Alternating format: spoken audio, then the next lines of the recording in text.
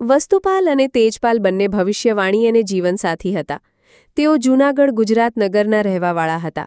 કહેવાય છે કે આ બંને વ્યક્તિઓ વણાંધો એવા મહાન ત્યાગી હતા જેઓ વિશ્વસ્નાતક ધર્મના માર્ગે જંગલોમાં રહેતા હતા અને જૈન ધર્મના મહત્વના સંદેશાઓને પ્રચારિત કરતા હતા. કહેવાય છે કે આ બંને વ્યક્તિઓ તેમના ઘરની પારિવારિક જીવનમાં રહેતા હતા, પરંતુ એક સમય આવ્યો જ્યારે તેમને આધ્યાત્મિક જીવન તરફ જવાની ખિલ્લી દેખાઈ. તેમને જીવનના સાચા અર્થ અને ધાર્મિક શાંતિને સમજવાનું હતું. તેમણે વશીકરણ પદ્ધતિઓ, યોગ અને ત્યાગ દ્વારા આત્મશાંતિ પ્રાપ્ત કરવાનો સંકલ્પ કર્યો. એક દિવસ વાતુપાલ અને તેજપાલના મનમાં એક દ્રષ્ટિ આવી. તેઓએ વિચાર કર્યો કે તેઓ માટે શ્રેષ્ઠ યોગ અને ધર્મ શિખણું સ્થાપિત કરવું જોઈએ. તેમણે શ્રાવક અને શ્રાવિકા માટે એક વિશાળ અને સુંદર જૈન મંદિર બનાવવાનો નક્કી કર્યો. આ મંદિરની સ્થાપના માટે તેમને ઘણી વ્યાવસાયિક, સામાજિક અને નાણાકીય ચિંતાઓનો સામનો કરવો પડ્યો.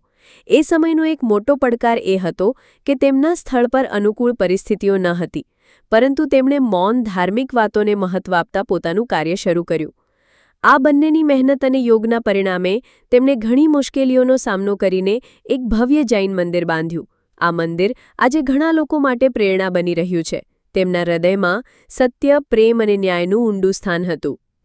આ મંદિરની સ્થાપના અને આ બંનેની જાતિપ્રેમ અને ધર્મપ્રેમના કારણે તે લોકો માટે આજ સુધી ખૂબ માન્યતા ધરાવે છે.